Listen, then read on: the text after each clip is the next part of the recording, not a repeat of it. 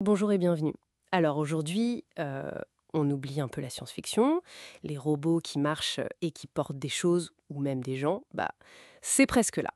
On va explorer ensemble les toutes dernières nouveautés en robotique quadrupède, grâce aux sources qu'on a pu consulter. Et vous allez voir, les applications sont assez dingues. Police, industrie, armée et même la mobilité en ville.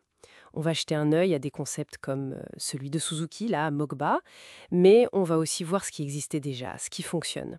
Notre objectif, décortiquer ce que ces machines peuvent faire aujourd'hui. Oui, et c'est vrai que ça évolue très très vite. Ce sont plus juste des prototypes dans des labos, hein. Ces robots, ils commencent vraiment à s'intégrer dans pas mal de secteurs. Ils changent la donne. Alors, allons-y. Commencions par Boston Dynamics, le fameux Spot. On sait qu'il est utilisé par la police de New York, mais apparemment d'autres villes comme Portland, Las Vegas, Denver aussi. À Portland, par exemple, ils l'utilisent pour des simulations de séisme. Qu'est-ce que ça apporte concrètement? Ben, L'intérêt principal, c'est d'envoyer le robot là où c'est trop dangereux pour un humain, tout simplement. Spot, il peut se faufiler dans les débris, il évalue l'état des bâtiments avec ses caméras, ses capteurs. En fait, ce qui est clé, c'est qu'il donne une première vision de la situation, des dangers, avant même que les équipes arrivent. Ça peut changer les stratégies d'intervention. À Las Vegas, le SWAT l'utilise pour avoir du son et de l'image en direct dans des situations tendues. Voyez? Oui, pour évaluer la menace à distance. Exactement. Et à Denver, il pense à lui pour inspecter des colis suspects ou des zones contaminées. Il a même l'imagerie thermique. Donc, chaque ville l'adapte vraiment à ses propres besoins. C'est ça qui est intéressant. D'accord. Et pendant que Spot gère le danger pour les humains, d'autres robots, eux, affrontent des environnements différents, plutôt industriels. Vous parliez du Lynx M20 de Deep Robotics. Lui, il a des roues et des pattes. C'est assez particulier. Oui, exactement. Et c'est cette double mobilité qui est assez maligne. Il peut rouler quand les terrains est plat, pour aller vite, et puis hop, il passe sur ses pattes pour franchir des obstacles, monter des marches. Il est conçu pour le terrain difficile alors? Oui, clairement. Il est robuste, certifié IP66, donc il craint pas trop la poussière ni l'eau. Il fonctionne par grand froid ou forte chaleur. Et il est plutôt léger, enfin pour ce type de machine, environ 33 kg. Il a une bonne autonomie, plus de 2 heures, et il peut porter 15 kg. On l'imagine bien inspecter des endroits difficiles d'accès, comme des pipelines, des centrales, ou même aider pour les secours après une catastrophe. Intéressant. Et cette idée de Suzuki Mogba qu'on a vue au Japan Mobility Show, une plateforme électrique pour la ville, sur pattes, c'est un concept sérieux ou c'est un peu gadget kitsch? C'est une vraie question. Son point fort, d'après ce qu'on lit, c'est sa capacité à monter des escaliers, tout en gardant la plateforme, là où on met un siège ou un brancard, parfaitement à l'horizontale. Ah oui, d'accord. Imaginez l'accessibilité dans les centres-villes anciens, pleins d'escaliers. Ça pourrait changer la vie de certaines personnes. Il irait quand même à 32 km/h, avec 80 km d'autonomie. Bon, c'est encore un concept, mais l'idée de repenser la mobilité urbaine comme ça, c'est...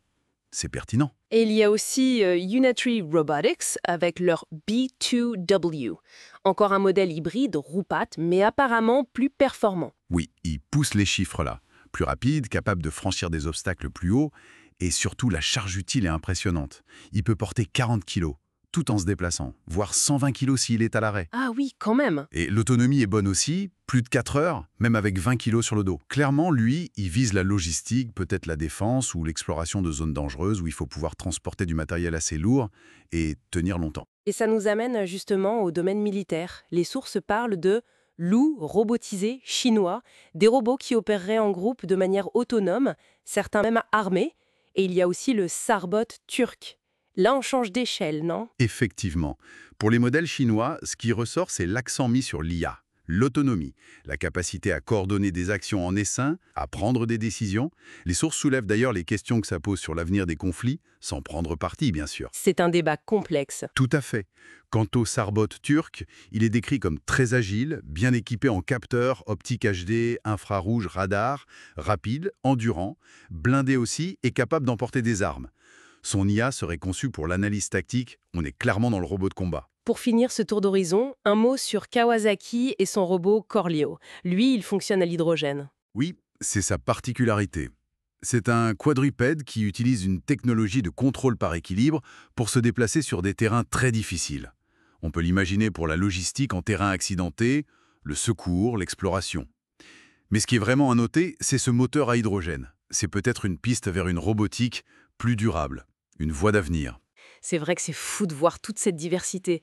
Des robots policiers, des robots industriels, des solutions pour la mobilité en ville, et puis ces unités militaires autonomes. Le domaine est vraiment en pleine ébullition. Absolument. Ce qu'il faut retenir, je pense, c'est la vitesse à laquelle tout ça se développe et s'intègre. Ces machines deviennent de plus en plus capables, de plus en plus autonomes. Ça redéfinit notre rapport à la technologie, forcément.